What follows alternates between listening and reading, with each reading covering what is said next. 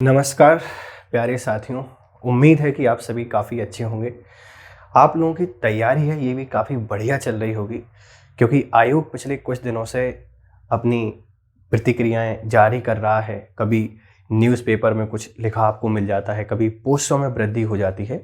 और 2020 जैसे जैसे अंतिम आ रहा है, हमें उम्मीद है कि हमारा अब जो एक आयोग के द्वारा कुछ गलत किया गया या इतनी लंबी अवधि का जो सूखा हमारा है, ये सूखा अब बहुत जल्दी ख़त्म होने वाला है।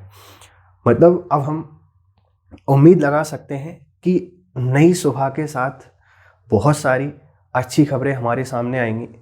और आप सबका एक चिंता का विषय है, 2020 वाले बच्चे जो हैं ये प्रीलिम्स को लेकर बहुत परेशान हैं कि प्रीलिम्स को कैसे तैयार करें। परेशानी ये है, अभी सिर्फ प्रीलिम्स पढ़ें या साथ में मेंस पढ़ें, ये भी एक परेशानी है।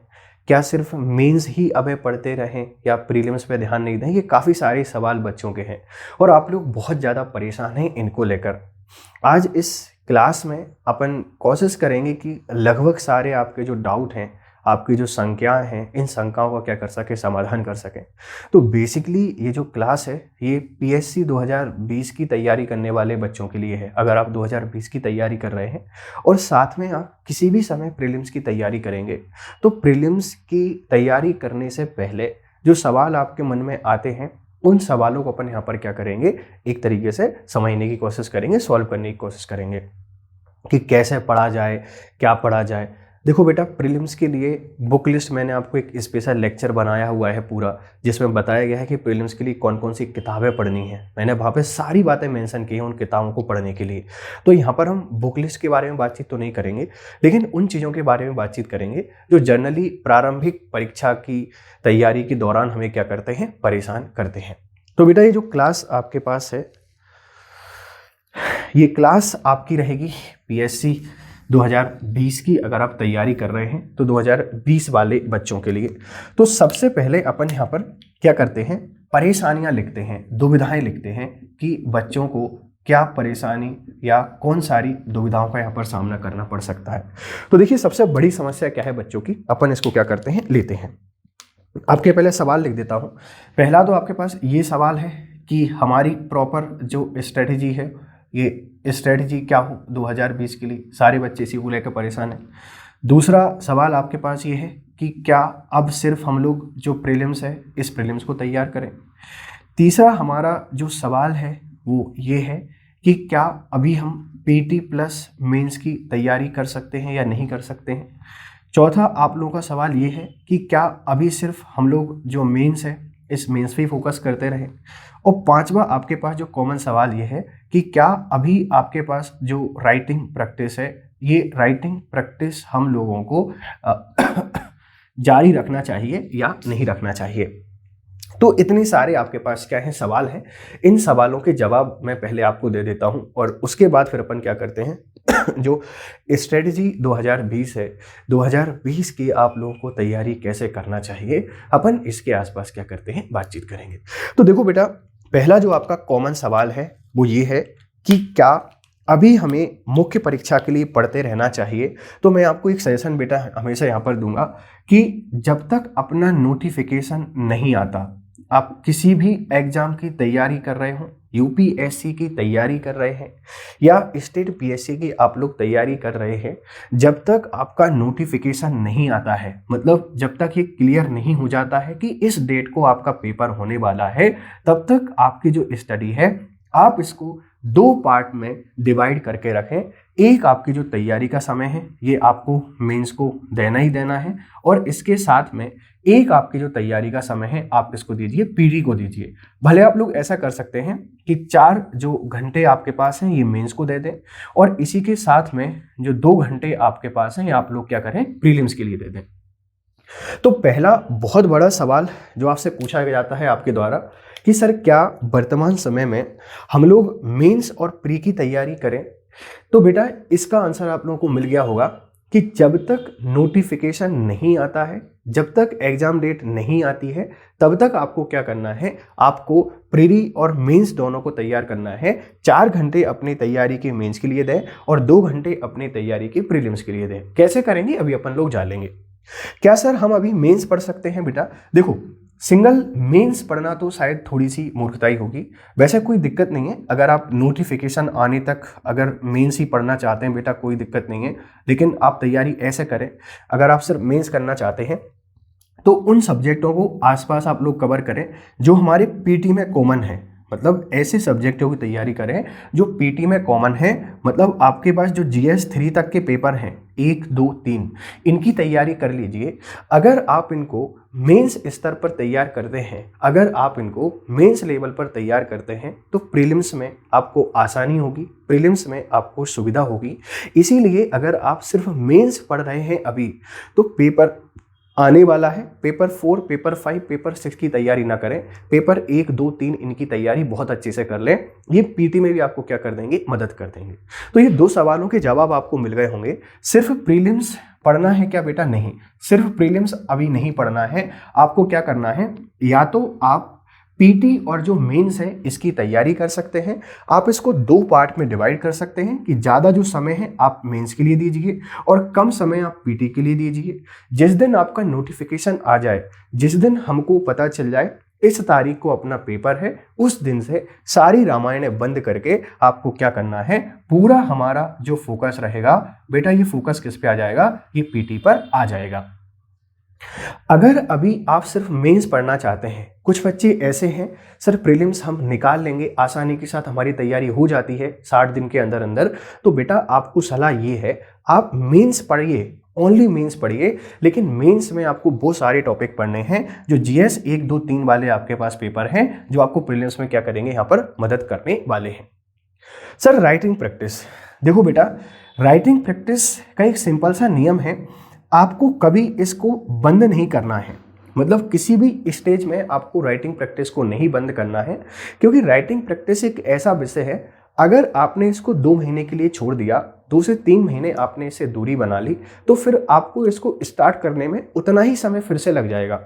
ड्यूरिंग प्रीलिम्स प्रिपरेशन, जब आप सिर्फ प्री परीक्षा की तैयारी करते हैं, उस समय भी आप लोगों को थोड़ा सा समय निकालना है और थोड़ा सा समय निकालकर डेली 1 घंटे, डेली 30 मिनट या डेली 1.5 घंटे, इतना मिनिमम समय निकालकर आपको उस समय भी लिखना है जब बहुत क्रूशियल टाइम हमारा चल रहा होगा तैयारी का। तब भी आप लोग बच्चा पार्टी क्या करेंगे, आप मेंस की आंसर राइटिंग कंटिन्यू करते रहेंगे, क्योंकि आंसर राइटिंग से अगर आप लोगों ने 3 महीने दूरी बना ली, अगर आपने 2 महीने दूरी बना ली, तो अभी तक जितना आप लोगों ने मेहनत किया है, जितना हार्डवर्क आप लोगों ने किया है, आपको परेशान करेगा।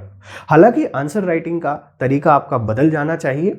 ड्यूरिंग प्रीलिम्स टाइम पर आप क्या करें, आप कोशिश करें सिनॉप्सिस बनाने में ज़्यादा समय दें, कोशिश करें आप छोटी छोटी डेफिनेशन लिखने में समय दें। मतलब 3 मार्कर आप वहाँ से क्या करते चलें, तैयार करते चलें। अगला सवाल, अगली परेशानी आपकी जो थी बेटा, कौन सा, आंसर राइटिंग वाला। उम्मीद है इसका आंसर आपको मिल गया होगा। अब बहुत सारे बच्चे इस चीज़ को लेकर परेशान होते हैं, सर नोटिफिकेशन नहीं आ रहा है, तैयारी करें या नहीं करें। तो देखो बेटा, नोटिफिकेशन आएगा, पेपर हमारा एक दिन जरूर होगा, तैयारी बंद करने में कौन सा फ़ायदा है। मान लीजिए आपने तैयारी बंद कर दी, अचानक से नोटिफिकेशन आ गया, और नोटिफिकेशन आने के बाद क्या फिर हम यहाँ पर ब्रह्मा जी बन सकते हैं क्या? नहीं बन सकते, वो एक है, दूसरा कोई हो नहीं सकता है। फिर प्रीलिम्स की तैयारी करें, मेंस की तैयारी करें, सिनॉप्सिस बनाएं, आंसर राइटिंग प्रैक्टिस करें, बहुत सारी परेशानियां हमारे सामने आ जाती हैं। तो तैयारी बंद करने का विकल्प आपके पास नहीं आता है, आंसर राइटिंग बंद नहीं करनी है, ओनली मेंस को पढ़ना है। तो क्या पढ़ना है ये भी मैंने आपको बता दिया है। सबसे बढ़िया तरीका क्या है, 2 घंटे प्रीलिम्स के लिए टाइम दीजिए, 4 से 5 घंटे मेंस के लिए टाइम दीजिए, और उसमें से ही 1-2 घंटे का टाइम आप आंसर राइटिंग के लिए देते रहें। मतलब अगर आप फ्री बच्चे हैं जिनका काम है पूरे डेडिकेशन के साथ पीएससी की तैयारी करना और आगे आने वाले समय में जो मंजिल है उस मंजिल को हासिल करना, ऐसे बच्चों के बारे में बात नहीं कर रहे हैं जिनका दिखावा पीएससी है, हम पीएससी की तैयारी कर रहे हैं, कोचिंग संस्थान में जाते हैं, बैठकर अखियों से अखियां लड़ाते हैं, ऐसे बच्चों की बात नहीं कर रहे हैं। हम उन बच्चों के बारे में बात कर रहे हैं जो सपनों को लेकर बहुत चिंतित हैं, अपने माँ बाप की परिस्थितियों को बहुत सुधारना है उनको, अपनी ज़िंदगी मैं अभी तक जितना स्ट्रगल किया है उसका परिणाम उनको प्राप्त करना है। अभी तक बहुत सारी परेशानियों का सामना किया है, लेकिन आगे हमको अब परेशान नहीं रहना है। तो बच्चे, आप ये जो बातें हैं इन बातों को गौर से सुनिए और इन पर अमल करने की कोशिश कीजिए कि हमें क्या करना चाहिए, क्या नहीं करना चाहिए। तो लगभग इतने सारे सवाल आपके पास जो हैं, जो बेसिकली बच्चों से मेरे द्वारा पूछे गए हैं, अपन इस पे क्या कर लेते हैं, यहाँ पर बातचीत मैंने कर ली है। अब देखो मेन मुद्दा हमारा क्या है बेटा, वो है स्ट्रेटजी वाला, कि सर स्ट्रेटजी हमारी क्या होनी चाहिए, हमें ऐसी कौन सी रणनीति अपनानी चाहिए जिससे हमारा प्रीलिम्स हमेशा क्वालिफाई हो जाए, जिससे हमारा प्रीलिम्स हमेशा क्वालिफाई हो जाए। तो पहले बेटा अपन इसके बारे में बातचीत करते हैं, संभावनाएं क्या हैं। जैसे मान लीजिए कि दिसंबर के लास्ट महीने में भी हमारा नोटिफिकेशन आ गया, संभावना है कि लास्ट महीने में हमारा नोटिफिकेशन आ गया, तो संभवता ये है कि आपके पास जो हमारा मार्च है, इस मार्च महीने की बातचीत करें या अप्रैल माह की अपन लोग यहाँ पर बातचीत करें, इस मार्च अप्रैल में अपना जो प्रीलिम्स है, ये प्रीलिम्स होने की संभावना है। किसी समय ऐसा समझ लीजिए कि फरवरी में भी आपके पास हो सकता है। ये तीनों महीने अपने पास क्या है, अपन लेकर चल रहे हैं। और तीनों महीनों की अपन यहाँ पर बातचीत करें, मतलब अपने पास लगभग 60 से 90 दिन का समय आपके पास लेकर चल सकते हैं कि इतने दिनों में आपको प्रीलिम्स का पेपर क्या करना है, क्वालिफाई करना है। ये बहुत बढ़िया समय होता है, बहुत ज़्यादा समय होता है। अगर आप पूरे डेडिकेशन के साथ तैयारी करते हैं तो प्रीलिम्स आपका बहुत आसानी के साथ क्या हो जाता है, क्वालिफाई हो जाता है। अब उसको क्वालिफाई करने के लिए एक आपको बहुत ही बढ़िया तरीके की ज़रूरत होती है कि कौन से तरीके को लेकर अपन क्या करें, यहाँ पर चलें। 2020 वाले बच्चों, हमारे सामने एक समस्या और है। समस्या क्या है, 2020 में हमारा जो सिलेबस है, इस सिलेबस में थोड़े से चेंजेस हुए हैं। क्या चेंजेस हुए हैं मैं आपको बताऊंगा, लेकिन फिलहाल हम ये देखते हैं कि अब हमको क्या करना है। करने का मतलब क्या है, देखो बेटा, पहले आपके पास अगर मैं पेपर के पैटर्न की यहाँ पर बातचीत करूँ, सिलेबस की आपसे यहाँ पर बातचीत करूँ, तो कुछ ऐसे टॉपिक आपके पास रहते थे। एक टॉपिक बेटा आपका जो एक्ट रहा है, एक्ट की अपन यहाँ पर बातचीत करते हैं। 3 एक्ट आते थे बेटा आपके पास। एक अपन जो सिविल राइट के बारे में यहाँ पर बातचीत करते हैं, ह्यूमन आपके पास ह्यूमन राइट की अपन यहाँ पर बातचीत करते हैं, या हमारा जो SC एंड ST एक्ट आपके पास है। ये 3 एक्ट आपके पास पहले आते थे और इन 3 एक्टों की लगभग हमें यहाँ पर 10 से लेके 20 क्वेश्चन के आसपास देखने को मिले हैं। कभी कभी समय ऐसा आया है कि 30 क्वेश्चन भी चले गए हैं और कभी कभी समय ऐसा आया है कि 5 से 6 क्वेश्चन भी रहे हैं। एवरेज आपके 10 से 20 क्वेश्चन आपके पास आते थे। 2020 में आयोग ने प्रीलिम से इन एक्टों को हटा दिया है। अब इन एक्टों को हटा दिया है तो हमारे लिए बड़ी परेशानी हो गई है कि क्या पढ़ा जाए, क्योंकि पहले पेपर बड़ा सिंपल होता था। MPGK पढ़ लीजिए, एक्ट पढ़ लीजिए, साइंस पढ़ लीजिए, कंप्यूटर पढ़ लीजिए, आपका प्रीलिम्स क्वालिफाई हो जाता था। मतलब आप सारी रटने वाली चीज़ें पढ़ लीजिए, आपका प्रीलिम्स बहुत आसानी के साथ क्वालिफाई हो जाएगा। फिर मेंस देने जाइएगा और मेंस में बैठकर परेशान होइएगा। क्यों? मेंस सिर्फ एक्ट, सिर्फ साइंस और सिर्फ MP के भरोसे तो क्वालिफाई होना नहीं है। सारे बच्चों के साथ यही दिक्कत हमें देखने को मिला करती थी। अब क्या हमें करना चाहिए, कौन से सब्जेक्ट ऐसे हैं जिन पर ज़्यादा फोकस आपको करना पड़ेगा और क्या संभावनाएं हमें यहाँ पर देखने को मिल सकती हैं, अपन इसके बारे में क्या करते हैं, बातचीत करते हैं। देखिए बेटा, अगर मैं आपसे प्रीलिम्स 2020 के बारे में यहाँ पर बातचीत करूँ तो आप क्या कर सकते हैं, सब्जेक्टों को 2 कैटेगरी में अपन डिवाइड कर सकते हैं कि ऐसे कौन से सब्जेक्ट पर हमें ज़्यादा फोकस करना है, जिनकी प्रीलिम्स में आने की संभावनाएं ज़्यादा है, और ऐसे कौन से सब्जेक्ट हैं जिनको अपन थोड़ा सा कम भी यहाँ पर पढ़ सकते हैं। किस सब्जेक्ट में कितना आपको पढ़ना है, अपन ये भी समझने की कोशिश करेंगे। तो देखो बेटा, अगर यहाँ पर अपन सब्जेक्टों को यहाँ पर कैटेगराइज करने की कोशिश करें तो आप ऐसा समझ लीजिए कि PT के लिए जो हमारे मोस्ट इम्पोर्टेंट सब्जेक्ट हैं, और इन मोस्ट इम्पोर्टेंट सब्जेक्ट का मतलब आपके पास क्या है कि बेटा इनको आपको पढ़ना ही पढ़ना है। प्रीलिम्स देने जाने से पहले सब कुछ आपको यहाँ पर आना चाहिए।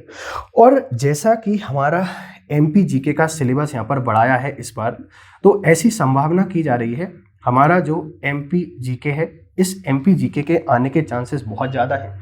मध्य प्रदेश GK देखो बेटा, ऐसा कुछ नहीं है, क्योंकि ये पहले से ही आपके पास 30 से 35 सवाल इसके आते थे, और किसी स्टेट परीक्षा में 30 से 35 से ज़्यादा सवाल अब भी नहीं आएंगे। ऐसा नहीं होगा CG जैसा कि 50 सवाल मध्य प्रदेश के ही रख दिए, फिर तो थोड़ा सा एक कॉम्पिटिशन वन साइडेड हो जाएगा। तो अपन उम्मीद लगा के चल रहे हैं MPGK आपके पास जो है इससे 30 से 35 सवाल हमें देखने को मिल जाएंगे। MPGK के अलावा दूसरा हथियार आपका जो इस साल साबित हो सकता है वो बेटा आपके पास क्या है, current affairs. Sir current affairs क्यों है? क्योंकि देखो बेटा, ये एक ऐसा क्राइटेरिया है जिसके बारे में आप लोग कुछ भी नहीं कह सकते हैं। मतलब यहाँ पर पैटर्न फिक्स नहीं है। तो देखिए, पहला आपके पास बेटा क्या है, एमपीजी के है। दूसरा आपके यहाँ पर पास क्या है, करंट अफेयर्स है। तीसरे नंबर पर आपको देना है किसको, जो जियो अपनी है, इस जियोग्राफी को भी आपको बैटरी देना है। अगर जियोग्राफी की भी मैं आपसे यहाँ पर बातचीत करूँ तो बच्चा पार्टी यहाँ पर दो चीजें, एक आपको फोकस करना है सबसे ज्यादा किस पे, जो हमारा इन्वायरमेंट है, इस इन्वायरमेंट पे, पर्यावरण पर आपको क्या करना है, फोकस करना है। इन्वायरमेंट के साथ में आपको फोकस करना है हमारा जो इंडियन जियो है, इस इंडियन जियो पर, मतलब जियो की प्रायोरिटी दीजिए प्रीलिम्स की। लेकिन पूरा टाइम अगर आप विश्व भूगोल को पढ़ते रहोगे तो फिर शायद आपसे ज़्यादा मूर्ख कोई नहीं है, क्योंकि पीएससी पिछले काफ़ी टाइम से जो क्वेश्चन पूछता है या तो पर्यावरण के आसपास पूछता है, क्योंकि क्लाइमेट चेंज हमारा मुद्दा बना हुआ है, पर्यावरण आज के टाइम पर सबसे बड़ा मुद्दा है। तो पर्यावरण के कौन कौन से समारोह कहाँ पर हुए हैं, कौन कौन सी समिट कहाँ पर हुई हैं, क्लाइमेट चेंज से संबंधित एग्रीमेंट कौन से हैं, सरकार क्या काम कर रही है, सरकार के क्या अनाउंसमेंट है, कौन कौन सी हमारी ऐसी स्कीम चल रही है जिससे हम लोग क्या कर रहे हैं, वन्य जीवों का संरक्षण कर रहे हैं। तो पर्यावरण बहुत इंपॉर्टेंट मुद्दा है। तो अगर आप भूगोल को पढ़ रहे हैं तो भूगोल में पर्यावरण पर आपको फोकस करना है।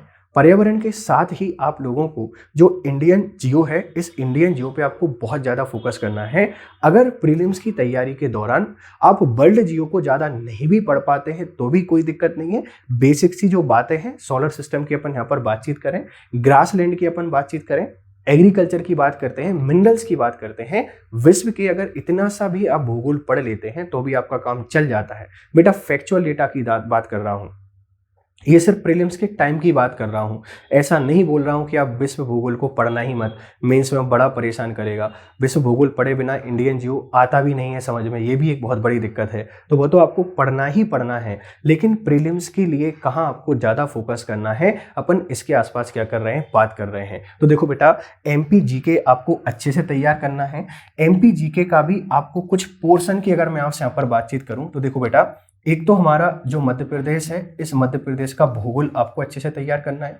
भूगोल के साथ में हमारा जो एमपी है, इस एमपी की संस्कृति, मतलब हम एमपी का आपके पास जो कल्चर होता है, इस कल्चर को आपको अच्छे तरीके से तैयार करना है। क्वेश्चन आते ही आते हैं यहाँ से।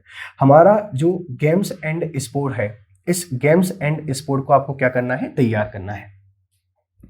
अब मध्य प्रदेश में एक बहुत बड़ा सवाल बना हुआ है कि सर इस बार एमपी का इतिहास पे अलग फोकस किया गया है, विशेष फोकस किया गया है।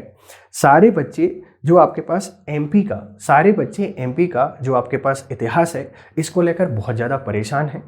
तो भैया एक बात ध्यान रखिए, इतिहास पहले भी था, इतिहास पहले भी आता था, और ऐसा नहीं है कि 2019 में एमपी का इतिहास ज़्यादा आ गया तो 20 में इतिहास रिपीट होगा ही। ये हमारी सबसे बड़ी गलती होती है कि हम उस चीज़ को ज़्यादा पढ़ना स्टार्ट कर देते हैं जो लास्ट ईयर ज़्यादा आई थी। अगर लास्ट ईयर वो ज़्यादा आई है तो इस साल ज़्यादा कैसे आ सकती है, आप ये भी तो समझिए। एग्जामिनर हमारा इतना मूर्ख नहीं है कि पिछले साल जैसा पेपर को क्या करेगा, रिपीट करेगा। तो एमपी के इतिहास को लेकर आप परेशान हो रहे हैं, आपका परेशान होना वाजिब भी है। क्यों? क्योंकि लास्ट ईयर ज़्यादा आया था, पर आयोग आपसे ज़्यादा समझदार है, उसको बहुत अच्छे से पता है कि हर किताब, हर कोचिंग संस्थान, हर बच्चा अब सिर्फ किसके बारे में पढ़ेगा, इतिहास के बारे में पढ़ेगा। तो इतिहास को लेकर इतना आपको परेशान बेटा यहाँ पर नहीं होना है। अगर फिर भी आपको समस्या आती है तो कोशिश करूंगा मैं बहुत सारे लेक्चर इतिहास के ऊपर आपको बना दूं, ताकि इतिहास की आपको कोई भी यहाँ पर दिक्कत नहीं आए। ठीक है बेटा? देखिए, तो एमपी में क्या पढ़ना है बेटा, हमको एमपी में भूगोल पढ़ना है, संस्कृति पढ़ना है, गेम्स एंड स्पोर्ट आपको यहाँ पर पढ़ना है। बेटा जब भी संस्कृति की बात करते हैं, तो इसमें सारी चीज़ें आ जाती हैं, हमारी पर्सनालिटीज आ जाती हैं, हमारी ट्राइब्स आपके पास आ जाती हैं, फोक डांस आ जाते हैं, फोक सॉन्ग आ जाते हैं, बिल्डिंग्स आ जाती हैं, महल, मकबरे, ये सारी चीज़ें आपको बेटा संस्कृति में देखने को मिलेंगी। तो संस्कृति वाला पोर्शन बहुत महत्वपूर्ण है। एक किला, एक समाधि, एक व्यक्तित्व, कोई समारोह, कोई पुरस्कार, ये हमेशा आपसे पूछा ही पूछा जाता है। तो एमपी ये समझ लीजिए डॉक्टर की दवा की तरह आपको लेना है प्रीलिम्स के लिए, 2 बार सुबह, 2 बार शाम को और 2 बार आपके पास दोपहर में। इस तरीके से एमपी को पढ़ते रहिए, पेपर आते आते मालूम भी नहीं चलेगा एमपी हमारा कवर भी हो गया है और पेपर में लगभग सवाल हमसे यहाँ से बन भी रहे हैं। तो पर्टिकुलर 1 घंटे डेली आप एमपी को पढ़ने के लिए दे दें। आप प्रीलिम्स की तैयारी कर रहे हैं तो भी आपको देना है, मेंस की तैयारी कर रहे हैं तो भी आपको देना है। पर डे 1 घंटे दीजिए। लगभग 50-60 के आसपास टॉपिक हैं। अगर छोटा छोटा तोड़ा जाए उनको, अगर बड़े बड़े तोड़े जाएं तो लगभग 30 के आसपास टॉपिक हैं। अगर आपने 1 घंटे किसी टॉपिक को दिया पर डे पढ़ने में, बेटा आपका पूरा टॉपिक कवर हो जाएगा। और इसी तरीके से आप अगर उसको 30 दिन पढ़ते हैं पूरे एमपी को, और अगले 30 दिन में दोबारा उनका रिवीजन कर देते हैं, 2 बार रिवीजन कर दीजिए, 3 बार रिवीजन कर दीजिए, 4 बार रिवीजन कर दीजिए, एमपी आपका इतना बढ़िया हो जाएगा कि आपको वहां से नंबर काटने में एग्जामिनर को बड़ी परेशानी होगी। ये सारी बातें मैं आपको क्यों बता रहा हूं? देखो बेटा, पेपर में कठिन क्वेश्चन करने से सिलेक्शन नहीं होता है कि प्रीलिम्स में आपने कठिन क्वेश्चन सॉल्व कर दिया आपका सिलेक्शन हो जाएगा, नहीं। अगर आप सरल क्वेश्चन गलत करके आ रहे हैं तो आपके बाहर होने के चांसेस ज़्यादा हैं। ज़्यादा क्यों हैं? क्योंकि सरल क्वेश्चन सब बच्चे सॉल्व करके आते हैं। जिन्होंने कम पढ़ा है वो ज़्यादा अच्छे से सॉल्व करके आते हैं, क्योंकि उनके मन में कोई भी कंफ्यूजन नहीं है। तो एमपी को आपको डॉक्टर के डोज के तौर पर लेना है डेली। 1 घंटे, 1.5 घंटे, 2 घंटे का समय निकाल के लगभग सारे ही टॉपिक पढ़ दीजिए। कुछ इंपॉर्टेंट टॉपिक मैं आपको बता दे रहा हूं, इन पे तो आपको क्या करना है, मेहनत करनी ही करनी है। क्लियर है बच्चा पार्टी? देखिए, भूगोल वाला पोर्शन मैंने ब्रीफली आपको कंप्लीट कर ही दिया है कि आप इसमें एनवायरमेंट पढ़ेंगे, आप इसमें इंडियन जियो पढ़ेंगे। बेटा इंडियन जियो की भी जब भी मैं आपसे यहाँ पर बात करता हूँ, बेटा इसमें आपके पास जो फिजियोग्राफी वाला पोर्शन है, इंडियन जियो की आपसे यहाँ पर बातचीत करता हूँ, फिजियोग्राफी वाला जो पोर्शन है ना बेटा, इस पे आपको ज़्यादा फोकस करना है। और अभी तो इनका क्राइटेरिया फिक्स है। ये क्या करते हैं आपके पास, जैसे हिमालय वाला हमारा जो पोर्शन है बेटा, इस हिमालय से 1-2 क्वेश्चन आपके पास आ ही रहे हैं हमेशा।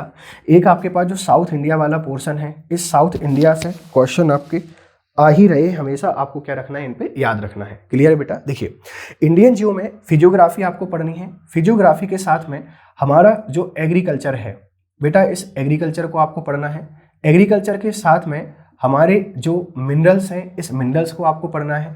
बेटा फिजियोग्राफी में सारी चीज़ें आती हैं। सारी चीज़ों का मतलब क्या है, हमारे पठार भी आते हैं, हमारे प्लेटू भी आते हैं, हमारे माउंटेन भी आते हैं, हमारा मैदान भी आते हैं, नदियाँ आती हैं, सब कुछ आपको देखने को मिलेगा।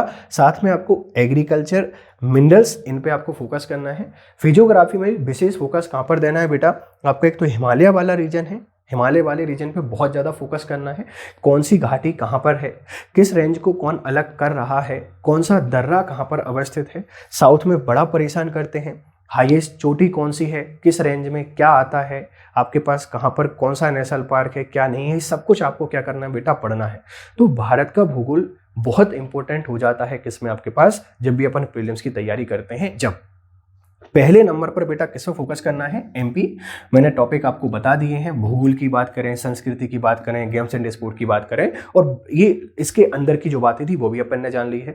दूसरा बेटा मेरे पास कौन है, इंपॉर्टेंट करंट अफेयर्स है। इसको अपन देखेंगे कि कैसे तैयार करना है। सबसे लास्ट में करंट अफेयर्स की रणनीति आपको बताऊंगा कैसे आप लोग तैयार कर सकते हैं। तीसरे नंबर पर अपन ने बात की किसके बारे में, भूगोल के बारे में। इसके अलावा बेटा एक और आपका जो सब्जेक्ट है जिसपे आपको ज्यादा फोकस करना है, 2 सब्जेक्ट और हैं सॉरी, जिन पे आपको ज़्यादा फोकस करना है प्रीलिम्स क्वालिफाई करने के लिए। वो बेटा आपके पास कौन कौन से हैं, जैसे अपन यहाँ पर बात करें, एक आपको बेटा बायोलॉजी है ना। हमारी जो बायोलॉजी है, इस बायोलॉजी की डिमांड आपके पास दिनों दिन बढ़ती जा रही है। प्रीलिम्स में साइंस का वेटेज बढ़ता है और साइंस में बायोलॉजी बहुत आती है। एमपीपीएससी बहुत स्पेसिफिक बायोलॉजी पूछती है, ज़्यादा अंदर नहीं जाता है। तो बायोलॉजी की भी आप एक विशेष रणनीति बना लें बेटा। यहाँ पर देखो क्या होता है, एक तो अपना जो सेल है, इस सेल से क्वेश्चन आते हैं। दूसरा आपके पास जो ह्यूमन न्यूट्रिशन की अपन यहाँ पर बातचीत करते हैं, इससे क्वेश्चन आते हैं। और तीसरा आपके पास जो डिजीज हैं, इनसे क्वेश्चन आते हैं। मतलब बायोलॉजी का बेटा जो सेगमेंट है ये बहुत स्पेसिफिक है। बायोलॉजी भी आपको क्या करना है, एक दिन में तैयार होने वाला सब्जेक्ट नहीं है।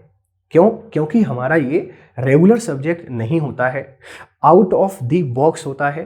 जनरली बच्चे साइंस की फील्ड से नहीं होते हैं, परेशानी आती है, तो क्या करना है, जैसे एमपी का डोज आपने तैयार किया है ना, आपको 1-1 घंटे लेना है, वैसे ही 30 मिनट का अगर आप समय निकाल लेते हैं पर डे, अगर 1 घंटे का समय निकाल लेते हैं पर डे तो बहुत अच्छी बात है, लेकिन फिर भी अगर आप 30 मिनट का समय निकाल पाते हैं तो बहुत बढ़िया है। 30 मिनट पर डे बायोलॉजी पढ़िए, छोटे छोटे चैप्टर्स में डिवाइड कीजिए। अपन को आइंस्टीन के फूफा नहीं बनना है, अपन 1 दिन में पूरी किताब पढ़ेगा, अपन 2 घंटे में पूरी किताब पढ़ेगा, नहीं, ऐसा अपन को नहीं करना है। अपन को 15 दिन, 20 दिन, 30 दिन ऐसा समय निकालना है और बारीकी से इन कथाओं का अध्ययन करना है। हर एक को टॉपिक वाइज आपको पढ़ना है, ऐसा नहीं करना है कि 4 लाइन इसकी पढ़ी, 5 लाइन उसकी पढ़ी और अधूरा आपने छोड़ दिया। सारे टॉपिक्स लगातार पढ़ना है, रेगुलर पढ़ना है, सिनॉप्सिस आपको बनाते चलना है। तो चौथा हमारा जो सब्जेक्ट है बेटा ये बायोलॉजी है। सेल की बात करते हैं, न्यूट्रिशन की बात करते हैं और डिजीज की यहाँ पर क्या करते हैं, बातचीत करते हैं। इतने सारे सवाल, इतने सारे टॉपिक आप लोग पढ़ लेंगे तो बेटा एक और इम्पोर्टेंट टॉपिक आपका यहाँ पर आता है और वो अपना कौन सा है बेटा, जैसे अपन जानते हैं मॉडर्न हिस्ट्री के नाम से। देखो बेटा, अगर आप यहाँ पर मॉडर्न हिस्ट्री को पढ़ते हैं या मॉडर्न हिस्ट्री के आप लोग यहाँ पर स्टूडेंट्स हैं तो बहुत अच्छी बात है। अगर नहीं भी हैं तो इसका भी रट्टा लगा लीजिए। रट्टा लगाने का मतलब आपके पास क्या है बेटा, देखिए, इतिहास, आधुनिक भारत का इतिहास 2 पार्ट में डिवाइड है। एक तो आपके पास बेटा अंग्रेजों का शासन, जो अंग्रेज आपके पास इन्होंने रूल किया ये, और दूसरा आपको देखने को मिलता है हमारे स्वतंत्रता संग्राम। तो बेटा आपको क्या करना है, ये जो स्वतंत्रता संग्राम है, नेशनल मूवमेंट हमारे जो हैं, इन नेशनल मूवमेंटों पर विशेष पकड़ रखनी है। विशेष पकड़ का मतलब क्या है, कौन सी घटना किस समय हुई, इससे संबंधित व्यक्ति, इसका कारण और इसके प्रभाव। फायदा क्या होगा, एक तो मेंस भी आपका कवर हो जाएगा, यहाँ से बहुत सारे क्वेश्चन बनने की संभावना रहती है, क्योंकि एंशिएंट हिस्ट्री और मिडाइवल ये बहुत पूछा गया है। जब से हमारी सिविल सर्विसेज स्टार्ट हुई हैं तब से एंशिएंट हिस्ट्री और मिडाइवल इनका ही कब्जा रहा है हमेशा एग्जाम्स पर। अब मॉडर्न हिस्ट्री के क्वेश्चन पूछे जाते हैं और कुछ क्वेश्चन ऐसे आते हैं जो हमें पेपर में ही मालूम चल पाते हैं।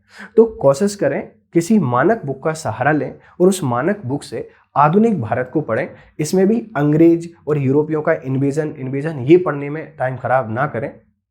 थोड़ा सा बस ये पढ़ लें कि हमारे राष्ट्रीय आंदोलन कौन से हैं। इनमें मजदूर आंदोलन आते हैं, किसान आंदोलन आते हैं, महिला आंदोलन आते हैं, दलित आंदोलन आते हैं, और हमारे बड़े बड़े आंदोलन जैसे अपन बात करें स्वतंत्रता का पहले संग्राम 1857 की क्रांति हुई, असहयोग आंदोलन की बात करें, भारत छोड़ो आंदोलन की बात करें, स्वदेशी आंदोलन की बात करें, ये बड़े बड़े मूवमेंट तो आते ही आते हैं। इनमें जो छोटे छोटे पब्लिक रही है जिन्होंने बड़ा इंपॉर्टेंट रोल प्ले किया है उनको आपको समझना है। मध्य प्रदेश के संदर्भ में विशेष आप लोग क्या कर सकते हैं, इस पर फोकस कर सकते हैं कि एमपी में कहाँ लहर चली आधुनिक भारत की, कहाँ से पहला मूवमेंट आपके पास स्टार्ट हुआ, कौन कौन से लोग इसमें भागीदार थे, गांधी जी कहाँ पर आए, पंडित नेहरू कहाँ पर आए, सरदार वल्लभ भाई पटेल भोपाल की जगह सीहोर क्यों गए, ऐसे सारे सवाल आपको यहाँ पर क्या करना है, देखना है।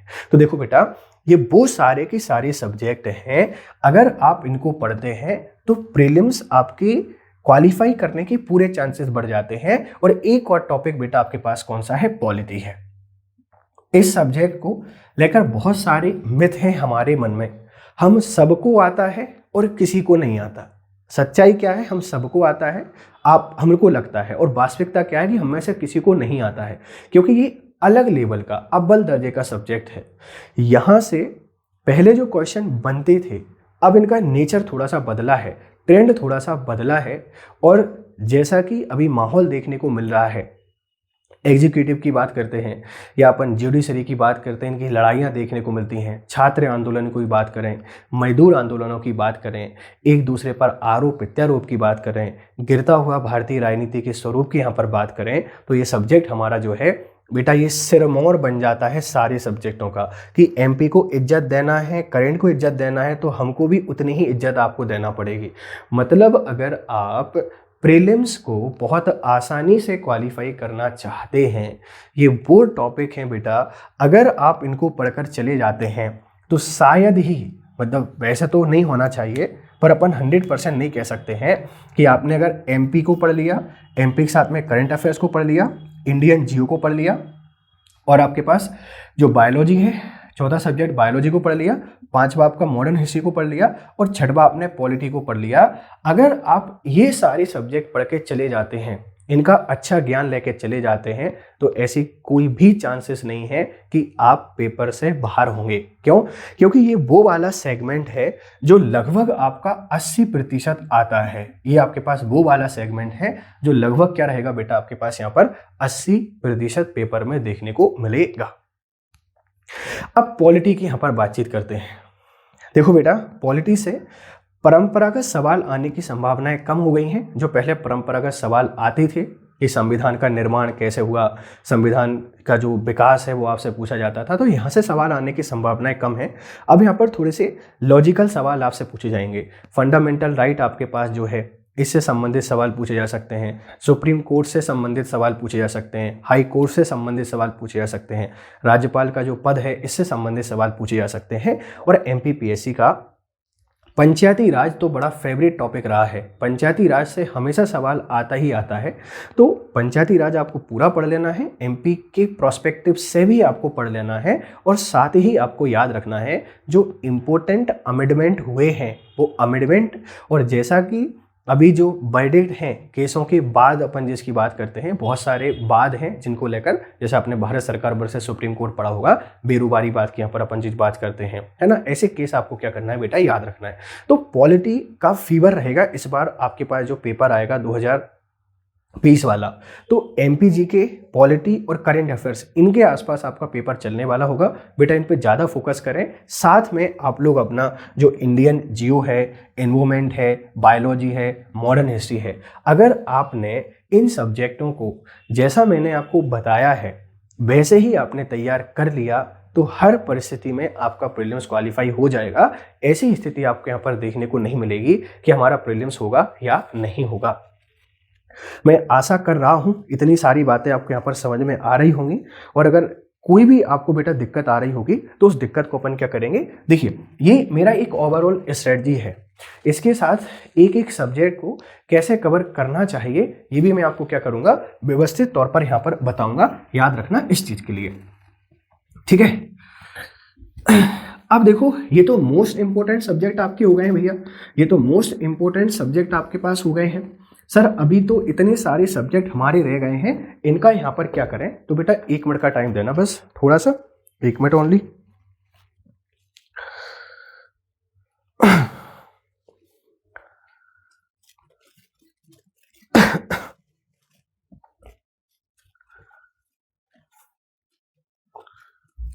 बस 1 मिनट का टाइम आपको देना है।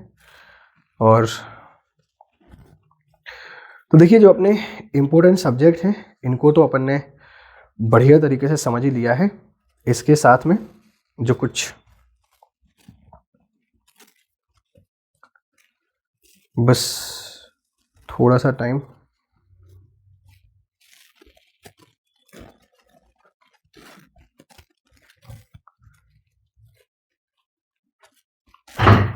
चलिए। तो देखो भाई जो आपके पास 2020 की आपकी रणनीति चल रही है, इस रणनीति में मैंने आपको पहले वो बता दिया है कि कौन से सब्जेक्ट आपको बहुत ज़्यादा पढ़ना है, किस पे आपको ज़्यादा फोकस यहाँ पर करना है। अब कुछ ऐसे सब्जेक्ट बचे हुए हैं जिनके बारे में अपन ने यहाँ पर चर्चा भी नहीं की है, लेकिन अपन उनको छोड़कर नहीं जा सकते हैं। जैसे देखो बेटा, एक आपके पास आता है हमारा प्राचीन भारत। अब आपके पास जो प्राचीन भारत है, ये प्राचीन भारत आपको स्पेशली पढ़ने का बोलना तो नहीं चाहिए क्योंकि इतना प्राचीन हो गया है, लगभग सबको आता है। दूसरा अपन यहाँ पर जो मध्यकाल है, इस मध्यकाल की बात करते हैं। मिडीवल की अपन यहाँ पर बात करते हैं। तीसरा अपन यहाँ पर बात करते हैं जो हमारा विश्व का भूगोल है, इस विश्व भूगोल की अपन यहाँ पर बातचीत करते हैं। इसकी क्या गलती है सर? चौथे नंबर पर हमारी जो अर्थव्यवस्था है, इस अर्थव्यवस्था की अपन यहाँ पर बातचीत करते हैं। बेटा देखो अर्थव्यवस्था इसलिए साइड में कर दी जाती है क्योंकि भूगोल वाला जो पोर्शन है वहाँ कृषि, मिनरल्स, इनसे इतने सारे सवाल आ जाते हैं कि हम उसको अर्थव्यवस्था में शामिल कर ही नहीं पाते हैं। क्योंकि कृषि की बात करें, मृदा की बात करें, मिनरल्स की बात करें, फसलों की बात करें, ये सब कहाँ पर पढ़ रहे हैं बेटा? भूगोल में पढ़ ही रहे, तो अर्थव्यवस्था को साइड कर दिया जाता है। फिर अपन यहाँ पर बात करते हैं 5वें नंबर पर बेटा अपना ये जो फिजिक्स है, इस फिजिक्स के बारे में बातचीत कर सकते हैं। और 6वें नंबर पर अपनी जो केमिस्ट्री है, इस केमिस्ट्री को अपन यहाँ पर क्या करते हैं, साइड में कर देते हैं। ये ऐसे वो सब्जेक्ट हैं जिनको अगर आप लोग कंफ्यूज हैं, अगर आपको लगता है सर प्रीलिम्स से पहले पढ़ने का मन नहीं कर रहा है, तो मेरा सजेशन ये है आप इनको 2 से 3 बार इनकी इंपॉर्टेंट जो टॉपिक्स हैं उसको क्या कर लें, पढ़ लें। कैसे पढ़ना है, देखिए बेटा, प्राचीन भारत में अब इंडस वैली सिविलाइजेशन और वैदिक पीरियड तो आपको आता ही आता है। अब इसमें आपको क्या देखना है, हमारा जो मध्य प्रदेश है, इस मध्य प्रदेश के संदर्भ में आपको चीजें देखना है। मध्य प्रदेश के संदर्भ का मतलब क्या है, जैसे अपन यहाँ पर बात करें किसके बारे में, जो मौर्य काल है, इस मौर्य काल में अशोक आए आपके पास, यहाँ पर इन्होंने शासन किया, सांची के स्तूप वगैरह ये बना के चले गए, तो ये आपको याद रखना है। इसके अलावा अपन यहाँ पर बातचीत करें, जो गुप्ता काल आपके पास है, इस गुप्ता पीरियड में जो विक्रमादित्य सेकंड आपके पास आए थे, द्वितीय, इन्होंने उज्जैन को अपनी राजधानी बनाया, ये देख सकते हैं। तीसरा आपको यहाँ पर देखना है हमारा जो पुष्यमित्र शुंग है, इस पुष्यमित्र शुंग के बारे में आप लोग देख सकते हैं। इसके अलावा बहुत सारे राजवंश हैं, चंदेलों की अपन यहाँ पर बातचीत करते हैं, बुंदेलों की बात करते हैं, बघेलों की बातचीत करते हैं। ये मध्य प्रदेश के इतिहास में है, लेकिन फिर भी भारत में उस समय क्या चल रहा था, तो ये वाला जो पोर्शन है प्राचीन भारत का, इस पर फोकस कर लीजिए। महावीर स्वामी का जन्म कब हुआ, बुद्ध का जन्म कब हुआ, इनकी संगति कब हुई, लगभग हमको आता है। वो ऐसा पोर्शन नहीं है, इस पर आपको विशेष फोकस करना पड़ेगा। कम भी अगर समय देंगे तो भी आपका काम चल जाएगा। देखो बेटा, मिडिवल हिस्ट्री ये सबसे प्यारा पोर्शन है, ज्यादा आता नहीं है, आता है तो फिक्स है। सर क्या फिक्स है, देखिए, एक तो दिल्ली सल्तनत है ही क्या आपके पास बेटा, यहाँ पर हमारी दिल्ली सल्तनत है, दिल्ली सल्तनत। एक आपके पास कौन है बेटा, आपके पास यहाँ पर मुगल वंश है, मुगल वंश की अपन बात करते हैं। एक अपने कौन है यहाँ पर, मराठा है। बस ये तीनों के आसपास क्या होता है, पूरी कहानी चल जाती है। तो दिल्ली राजवंश में किसने कौन सी प्रथा चलाई, किसका क्या मार्केट व्यवस्था थी, सबसे लंबी अवधि किसकी रही, सबसे छोटा शासनकाल किसका रहा, किसके समय पे कौन आया, किसके समय पे कौन गया, ये बातें आपको क्या रखनी है, याद रखनी है। मतलब मिडिवल हिस्ट्री वाला पोर्शन ऐसा है जो आपको ज्यादा परेशान नहीं करेगा, ज्यादा सवाल नहीं आते हैं, आपको बस प्रथाएं वगैरह याद रख लेना है। भूमि दान में आए थे, संबंधवादी व्यवस्था आई थी, तो छोटी छोटी चीजों को आपको क्या करना है, फोकस करना है। इसके बाद अपना विश्व का भूगोल है, ये थोड़ा सा एमपीपीएससी के द्वारा आजकल इससे लड़ाई चल रही है। विश्व भूगोल पे ज़्यादा इनका इंटरेस्ट नहीं है, इनका पहला प्यार आजकल भारत का भूगोल हो गया है। विश्व ने इनको धोखा दे दिया, तो हम भारत के आसपास आ गए हैं। तो विश्व के भूगोल के बारे में ज़्यादा लोड नहीं लेना है। जो फैक्चुअल डेटा होते हैं, जो टेबुलर फॉर्म में आपको आपकी किताबों में देखने को मिलता है, कौन सा बड़ा रेगिस्तान है, कौन सा ऊंचा पर्वत है, कौन सा गहरा स्थान है, बड़ा सागर क्या है, बड़ा महाद्वीप कौन सा है, ज्वालामुखी बड़ा कौन सा है, फैक्चुअल जितना डेटा आप लोग पढ़ सकते हैं, उस फैक्चुअल डेटा को आपको क्या करना है, पढ़ना है। अपन यहाँ पर बात करें किसके बारे में, अर्थव्यवस्था के बारे में। बेटा यहाँ से 2-3 पोर्शन थोड़े से ठीक ठाक हैं। जैसे आपकी जो पंचवर्षीय योजना है, बेटा ये पंचवर्षीय योजना से संबंधित सवाल आपके पास आ जाता है कि इसका मॉड्यूल किसने बनाया, क्या इसका टाइम पीरियड था, ये सफल रही या असफल रही, इसका किस पे फोकस किया गया था, ये सारी चीज़ अर्थव्यवस्था से पूछी जाती हैं। तो पंचवर्षीय योजना इनका क्या है, एक फेवरेट टॉपिक है। कभी कभार बेटा यहाँ से समिति आ जाती हैं, है ना, कभी कभार यहाँ से समिति आ जाती हैं कि कौन सी समिति ने किस क्षेत्र में सुधार की यहाँ पर क्या बोली बेटा, बातें बोली। तो समितियों पर भी आपको क्या करना है, थोड़ा सा फोकस कर लेना है। और तीसरा, अब जैसा कि बैंकिंग क्षेत्र में इतना सारा आपके पास चल रहा है, तो बैंकिंग सेक्टर आपके पास जो है, इस बैंकिंग सेक्टर पर क्या कर सकते हैं, फोकस कर सकते हैं। मतलब अर्थव्यवस्था कोई ज़्यादा बड़ा पोर्शन नहीं है।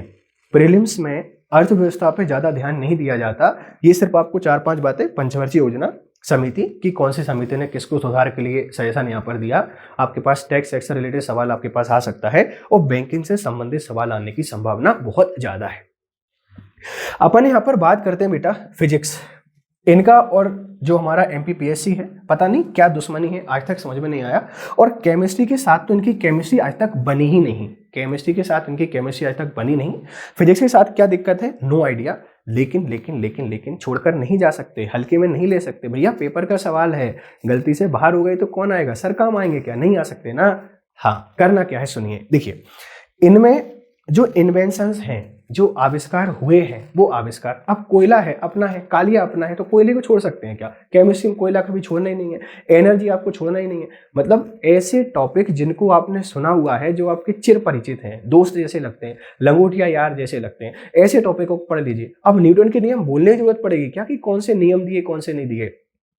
नॉन साइंस बैकग्राउंड बच्चों को तकलीफ आती है, अग्री, बेटा लोड नहीं लेना है, कोई दिक्कत नहीं। अपन ह्यूमैनिटी के सब्जेक्टों को इतना बढ़िया पढ़ लेंगे, अपन वो वाला जो पोर्शन इतना बढ़िया पढ़ लेंगे, आपको इनकी जरूरत नहीं पड़ेगी। लेकिन फिर भी साइंस वाले बच्चे अपने आप को बहुत बड़ा 30 मार्कान समझते हैं, साइंस हमसे बन जाती है, नहीं बनती बेटा, एमपीपीएससी वाली नहीं बनती है। भगवान ही मालिक के क्या पूछता है ये, फिर भी बोल रहा हूँ आपसे बेटा, फिजिक्स, केमिस्ट्री, अर्थव्यवस्था, इनका सबसे कम वेटेज रहता है हमारे एमपीपीएससी में। अब देखो एक्ट को हटा दिया है, कुछ भी हो सकता है, हम गारंटी नहीं कर सकते हैं। तो करना क्या है बेटा आपको, इनमें जो आविष्कार हैं, किसने किसकी यहाँ पर खोज की है, और इनके जो इंपॉर्टेंट टॉपिक आपके पास हैं, जैसे मात्रक की बात करते हैं, गति के नियम हैं, न्यूटन के नियम आपके पास जो है, ये छोटी छोटी बातें आपको देख लेना है। ग्रेविटी क्या होता है आपके पास, विस्कोसिटी क्या होती है, ये सारे के सारे टॉपिक। केमिस्ट्री में थोड़ा सा धातु अधातु पढ़ लेना, कौन सी धातुएं ज़्यादा हैं, पहली धातु कौन सी है, दूसरी धातु कौन सी है, किसके समूह में क्या आता है, थोड़ा सा एनर्जी पढ़ लेना। तो फिजिक्स, केमिस्ट्री, अर्थव्यवस्था वाला पोर्शन आपके पास क्या हो जाएगा बेटा, यहाँ पर तैयार हो जाएगा। तो देखो बेटा, अपन ने यहाँ पर जो एमपीपीएससी के सब्जेक्ट हैं, एमपीपीएससी के विषय हैं, इनको 2 पार्ट में डिवाइड करने की कोशिश की। एक अपन ने यहाँ पर डिवाइड किया, कौन सा आपके पास, वो सारे सब्जेक्ट जो पढ़ना बहुत कंपलसरी है। एक अपन ने उन सब्जेक्टों को बनाया कि जिनको आप लोग अगर थोड़ा थोड़ा सा भी पढ़ लेंगे तो भी आपका काम यहाँ पर चल जाएगा। मतलब अगर उतना अच्छा पढ़ के नहीं जाते हैं तो भी आपका काम आसानी से हो जाएगा। अब करना क्या है सर, हम जिसको लेकर परेशान हैं आप उसके बारे में बात ही नहीं कर रहे, कंप्यूटर। तो देखो भैया, कंप्यूटर एक ऐसा सब्जेक्ट है, ये हार्दिक पांड्या है, चल गया तो पता नहीं क्या करेगा, नहीं चला तो कोई दिक्कत नहीं है, पता चला आया तो इतना बढ़िया आ गया कि सबसे बन जाएगा, पता चला ऐसा आया कि किसी से नहीं बन पा रहा है, कंप्यूटर एक्सपर्ट भी नहीं बना पाते, एमसी वालों से नहीं बन रहा है, क्योंकि एमपीपीएससी पता नहीं कहाँ से ही क्वेश्चन लेके आती है। फिर भी मेरा एक जो जनरल आइडिया है मैं आपसे कह सकता हूँ। देखिए, इसके सिंपल से क्षेत्र हैं बेटा, जैसे एक जो आपकी डिवाइसेज होती हैं, डिवाइसेस का मतलब आपके पास क्या होता है, जो सॉफ्टवेयर और आपके पास जो हार्डवेयर होते हैं, इनपुट आउटपुट डिवाइस, बेटा इनसे सवाल आपका एक बन सकता है।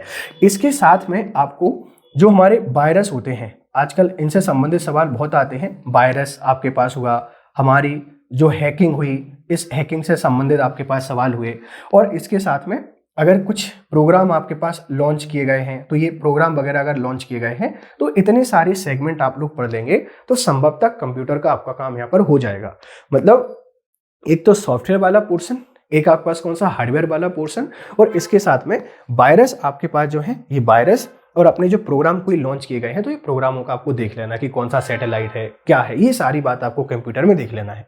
तैयार कहाँ से करना है बेटा इसको, इसका कोई सोर्स मैं नहीं बताऊंगा, आप इसको क्या कर सकते हैं, जो इंटरनेट है इस इंटरनेट की सहायता ले सकते हैं। और इंटरनेट से एक और बात याद आ गई बेटा, इंटरनेट भी पढ़ना है, इंटरनेट भी पढ़ना है। कब ईमेल आया, कब याहू आया, कब फेसबुक आया, कब ट्विटर आया, कब सोशल नेटवर्किंग आई, क्या वीडियो कॉलिंग में आता है, क्या चैटिंग में आता है, ऐसे सारे सवाल बनाता है फर्जी वाले, अपने एलकेजी वाले बच्चे बना दे, अपन से नहीं बनेंगे। क्यों, हम जानते ही नहीं है, हमने पढ़ा ही नहीं इसको।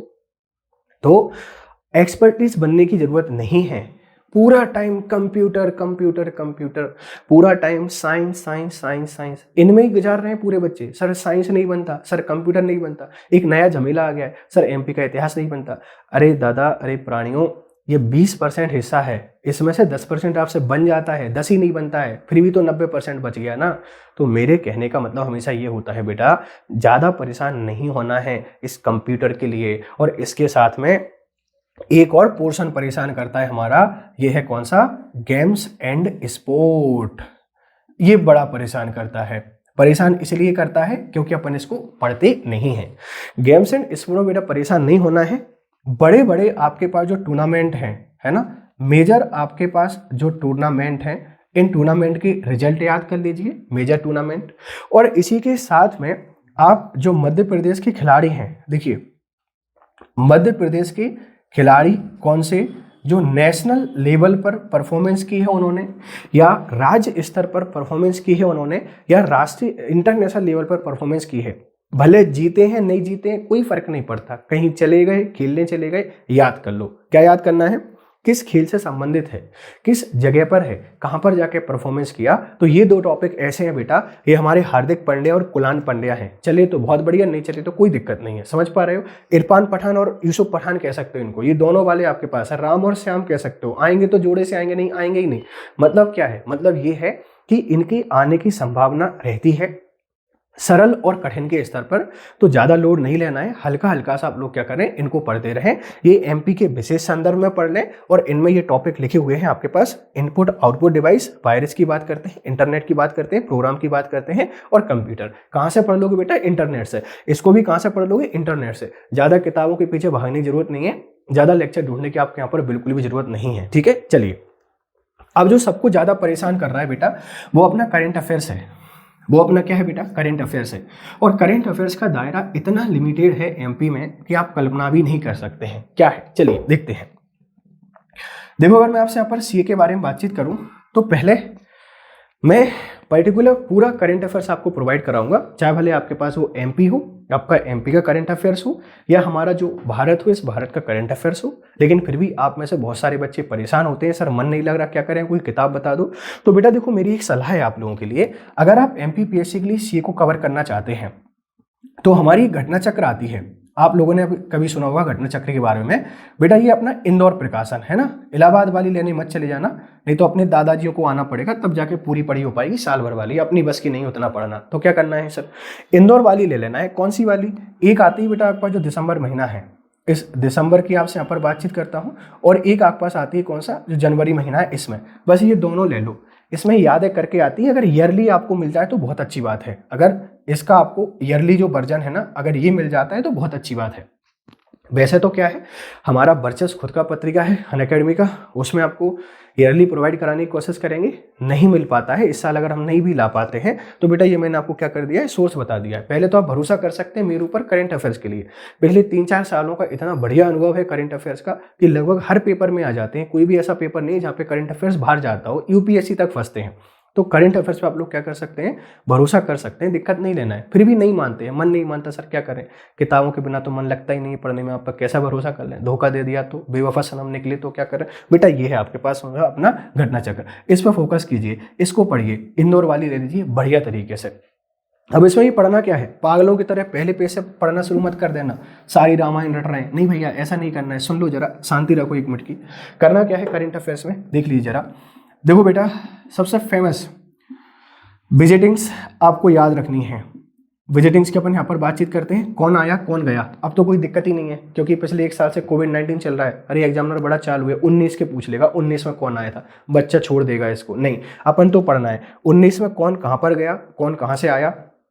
अभी कोविड-19 में भी कोई ऑस्ट्रेलिया से भी आया था, कनाडा से भी आए थे, इवन यूएसए से भी आए थे, इनका भी देख लेना। समझ पा रहे हो ना, ये जो आए हैं इनका आपको जानना है, विजिटिंग्स आपको याद रखनी है। इनका बड़ा फेमस क्षेत्र है अपना बॉलीवुड, है ना, अपना जो आपके पास बॉलीवुड है इनका फेमस क्षेत्र है। इसके साथ में क्रिकेट अपना क्या है, इनका फेमस, बहुत फेवरेट है। इसमें किसकी डेथ हुई, किसकी यहाँ पर डेथ हुई, इसको कोई अवार्ड दिया गया है क्या, ये आपसे पूछा जा सकता है। इसके साथ में बेटा जो रिपोर्ट आपके पास होती हैं, बहुत सारी रिपोर्ट आते हैं, बहुत सारे बेटा आपके पास इंडेक्सेस आते हैं, इन पे आपको फोकस करना है। मैं फिर से आपसे बोल रहा हूँ, करंट अफेयर्स का एरिया बहुत सीमित है। बहुत सीमित का मतलब क्या है, कोई न्यू आपके पास इनिशिएटिव आया है क्या, कोई न्यू इनिशिएटिव है, कोई न्यू स्कीम आपके पास है, ये आपको पढ़ लेना है। नए नए जो बच्चों वाले राइटर हैं, इन राइटरों की बुक्स आपको पढ़ लेना है। पुराने नहीं पढ़ पाते हो ना, तो नए वाले पढ़ लो, कोई दिक्कत नहीं है, नए वाले आपको राइटर पढ़ना है। तो करंट अफेयर्स का एरिया अपना क्या है बेटा, बहुत ज़्यादा सीमित है। पढ़ना कैसे है ये मेरी जिम्मेदारी है, मैं इसको पूरा कवर आपको पढ़ाऊंगा करंट अफेयर्स को। लेकिन फिर भी घटना चक्र आपकी जो आती है आप उसको ले सकते हैं। इसमें से विजिटिंग्स, कौन भारत आया और कौन भारत से गया, ये किस प्लेस पे विजिट किए, कि डोनाल्ड ट्रंप आए थे तो इनको कहाँ लेके गए थे, हमारे शी जिनपिंग आए थे तो इनको कहाँ लेके गए थे, मोदी जी कनाडा में कहाँ गए, ऑस्ट्रेलिया में कहाँ गए, किसी को कुछ भेंट दिया या नहीं दिया। आजकल बड़ा चल रहा है, कोई मूर्ति ले आता है, कोई शॉल ले आता है, किसी को कुछ भेज देते हैं, किसी से कुछ ले लेते हैं। तो विजिटिंग्स तो पढ़ना ही पढ़ना है, आने जाने से काम नहीं चलेगा भैया। देखो क्या करना है, किसको क्या दिया गया ये भी आपको देखना है। बॉलीवुड और क्रिकेट में कितनों की मृत्यु हुई है इनको कोई अवार्ड मिला है क्या, कहाँ से ये संबंधित हैं, कोई स्पेशल इनका अचीवमेंट है क्या, आपको देखना है। ठीक है, इसके साथ में न्यू स्कीम्स इनिशिएटिव, बहुत सारे ऐप आ गए हैं, बहुत सारी वेबसाइट्स आ गई हैं, सरकार ने नई नई रोज योजनाएं बना दी हैं। कोविड-19 के टाइम पे लगभग सबने बनाया है, भर के यहाँ से आपके क्वेश्चन बनेंगे। साथ में हमारे जो आपके पास रिपोर्ट हैं और इंडेक्सेस हैं, ये भी आपको क्या करना है, देखना है। एमपीपीएससी की जब भी अपन यहाँ पर बातचीत करते हैं बेटा, करेंट अफेयर्स का ये क्राइटेरिया क्या है बेटा, सीमित है। आप अगर सोच रहे हैं कि रणनीति का मतलब ये होता है, मैं आपको बताऊं कि सुबह 5 बजे उठ के आपको पढ़ना है और 4 बजे जाके आपको सो जाना है, बेटा ऐसा नहीं है। रणनीति का मतलब यही होता है जो मैंने आपको बताया है। कुछ बेसिक से जो गलतियां हम लोग करते हैं उनसे आपको बचना है। क्या गलतियां करते हैं, देखो बेटा, पहली चीज तो आपको कभी ओवर कॉन्फिडेंस में नहीं रहना है। ओवर कॉन्फिडेंस हमेशा आपके लिए क्या होता है बेटा, खतरनाक होता है, याद रखना। इसके साथ में एक और गलती अपन यहाँ पर बात करते हैं बेटा, देखो ओवर कॉन्फिडेंस नहीं रखना है। बच्चे नोट्स नहीं बनाते हैं, बच्चे नोट्स की इंपॉर्टेंट नहीं समझते हैं। बेटा आपको कोशिश करना है कि पीटी के जितने ज़्यादा सिनॉप्सिस आप लोग बनाओगे उतना ज़्यादा मदद मिलेगी प्रीलिम्स देने जाने से पहले। तो भले आप किसी भी किताब को पढ़ रहे हैं, किसी भी टीचर से आप लोग पढ़ रहे हैं, कहीं से भी पढ़ रहे हैं, आपके पास नोट्स भी हैं तो भी कोई दिक्कत नहीं है, अपने नोट्स जरूर बनाइए। एक और गलती बच्चे क्या करते हैं, बच्चों के पास रेगुलरिटी नहीं है। अपने पास क्या है बेटा, रेगुलरिटी नहीं है। रेगुलरिटी नहीं है मतलब क्या है कि किसी दिन अपन ने 8 घंटे पढ़ लिया, किसी दिन अपन ने 12 घंटे पढ़ लिया, किसी दिन अपन ने 5 घंटे पढ़ लिया, किसी दिन अपन ने बिल्कुल नहीं पढ़ा। बेटा ऐसा नहीं करना है, अपना एक शेड्यूल बनाइए, 5 घंटे का, 6 घंटे का, 8 घंटे का, पर उतना बनाइए जितना दे पाओ टाइम। किसी दिन 20 घंटे पढ़ रहे हैं, पता चला बेटा बहुत ज़्यादा पढ़ने वाला हो गया, पिताजी ने मैकबुक ला के दे दिया, अगले दिन से बेटा नेटफ्लिक्स पर वीडियो देख रहा है कि हो गई पढ़ाई, पढ़ तो इसीलिए रहे थे। ऐसा नहीं करना है, अपना बढ़िया शेड्यूल बनाओ, बढ़िया रेगुलरिटी बनाओ और बेहतरीन तरीके से क्या करो, पढ़ाई करो। चौथी गलती क्या करता है बच्चा, चौथी गलती ये करता है, बच्चा भाग रहा है बस कोचिंग और किताबों के पीछे। ये नई कोचिंग ज्वाइन कर लेता हूँ, नई किताबें ले लेता हूँ। बेटा नहीं, जो किताबें मैंने आपको बताई हैं पहले बुक लिस्ट वाले लेक्चर में, बस उनको ही आपको पढ़ना है, इसके अलावा कुछ आपको नहीं पढ़ना है प्रीलिम्स के लिए। जो किताबें आपके पास हैं सफिशिएंट हैं, उनको ही बार बार पढ़िए। नई किताबों का ढेर बनाने से कुछ नहीं होगा, इतना ढेर बना लिया समझ में नहीं आता कौन से सब्जेक्ट की कौन सी किताबें मिल ही नहीं रही हैं, क्यों, हजारों किताबें ला के रख ली, बेटा उससे सिलेक्शन नहीं होगा। एक किताब को बार बार पढ़िए। और गलती क्या करते हैं, दोस्तों को फोन लगा रहे हैं पूरे टाइम, रात को पढ़ाई करेंगे 10 से 12 ग्रुप स्टडी, और बस 25 बार चाय पी सो गए सारे के सारे। सुबह 10 बजे उठ रहे हैं, माता ही समझ रही बच्चों ने बहुत तैयारी की, बच्चे बहुत पढ़ रहे हैं। बच्चे क्या पढ़ रहे थे, सारे के सारे नेटफ्लिक्स पर वेब सीरीज देख रहे थे। तो ग्रुप स्टडी कुछ नहीं होती, बंद कर दो इसको, अभी से बंद कर दो। एक फ्रेंड या 2 फ्रेंड से कनेक्शन रखो जो पढ़ने वाले हैं, ठीक ठाक हैं, पढ़ाई की बातें करें तो ठीक है, सोना बाबू वाली बातें नहीं करनी है। वो बता रहा है और भाई क्या चल रहा है, तुम उसको बता रहे हो नहीं। पढ़ने वाले 2 दोस्त रखो, ज़्यादा नहीं रखने हैं। और बच्चे गलती क्या करते हैं, बच्चे कंपैरिजन में मरे जा रहे हैं, मुझको रामलाल आता है उसको श्यामलाल आता है। नहीं भैया, ऐसा भी नहीं करना है। आपका जो आता है वो आपके लिए है, किसी दूसरे से ज़्यादा आना आपकी सफलता का वो नहीं है पैमाना कि मैं उससे ज़्यादा सीख गया तो मैं पास हो जाऊंगा, उससे कम मुझे आता है तो मैं फेल हो जाऊंगा। कुछ बच्चे परेशान होते हैं, सर कोई 5 साल से तैयारी कर रहा है, 5 साल से कर रहा है, सिलेक्शन होना होता तो हो जाता ना। तो आपको उससे परेशान नहीं होना है, उसकी मेहनत इस बार अगर करेगा तो फिर दिख जाएगी, नहीं करेगा तो नहीं होगा। तो कंपैरिजन नहीं करना है, ओवर कॉन्फिडेंस में नहीं रहना है, नोट्स जरूर बनाने हैं, रेगुलरिटी बनाए रखनी है, और ये ग्रुप स्टडी ज़्यादा नहीं करनी है। नहीं तो चाय पियोगे और सुट्टा लगाओगे और सो जाओगे। क्या होता है ग्रुप स्टडी में बहुत अच्छे से पता है, ज़्यादा खुद का कंपैरिजन नहीं करना है, ज़्यादा कोचिंग और किताबों के पीछे आपको नहीं भागना है। बेटा देखो, टाइम टेबल आप अपने हिसाब से बढ़ा दीजिएगा कि कौन से सब्जेक्ट को कितना समय आपको देना है। एक बेहतर तरीका ये होता है कि एक साथ 2 या 3 सब्जेक्टों को लेकर चलें, ज़्यादा सब्जेक्टों को लेकर नहीं चलना है। ऐसी हौच-पौच नहीं मचानी है कि 5-5, 6-6 सब्जेक्ट, 10-10 सब्जेक्ट एक साथ पढ़ रहे हैं कि सुबह 8 बजे से पढ़ेंगे रीजनिंग, फिर पढ़ेंगे गणित, फिर पढ़ेंगे भूगोल, फिर पढ़ेंगे हिंदी, और हो गई सारी पढ़ाई, सब बिंदी, सब जीरो। ऐसा नहीं करना है। करना क्या है, बढ़िया 15-15 दिन की स्लॉट बनाएगी। प्रीलिम्स के लिए 15 दिन बहुत होते हैं।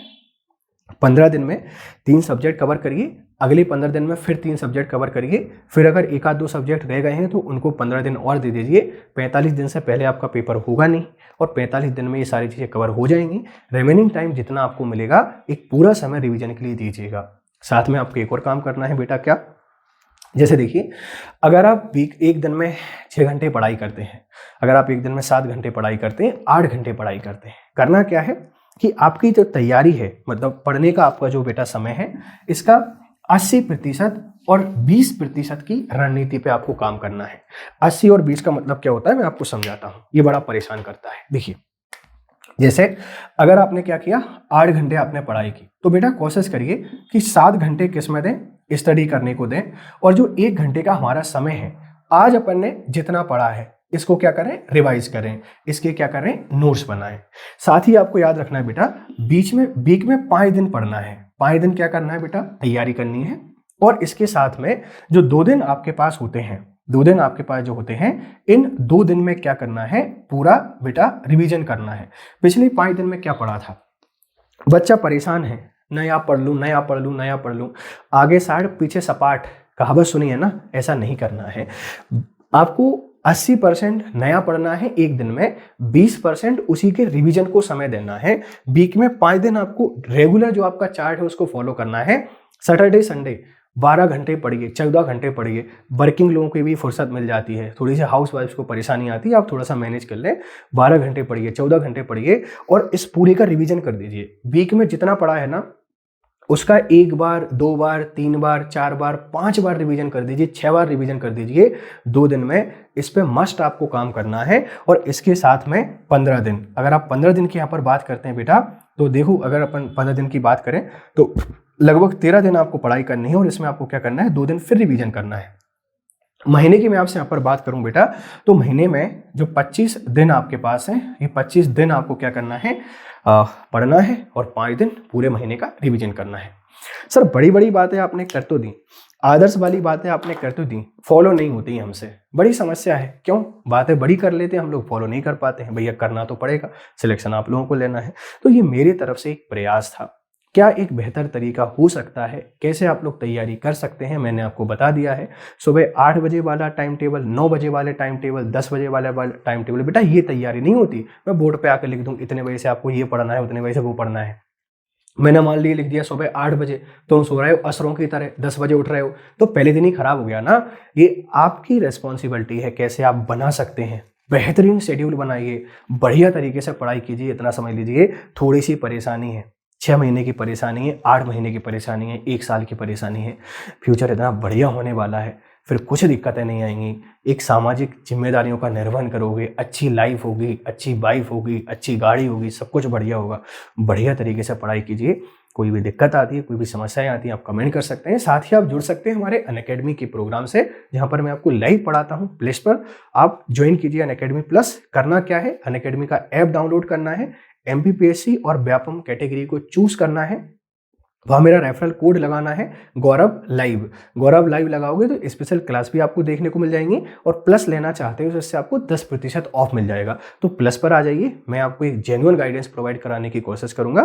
तो ऐसी उम्मीद कर पा रहा हूँ ये सारी बातें आपको समझ में आ गई होंगी। जैसा भी आपको लगता हो कि ये बढ़िया रणनीति है, तो कोशिश करें इसको अपने दोस्तों के साथ शेयर करने की। आपके जो भी विचार हैं आप मुझे कमेंट बॉक्स में जरूर बताएं। धन्यवाद, thank you very much for discussion. Have a nice day, good day.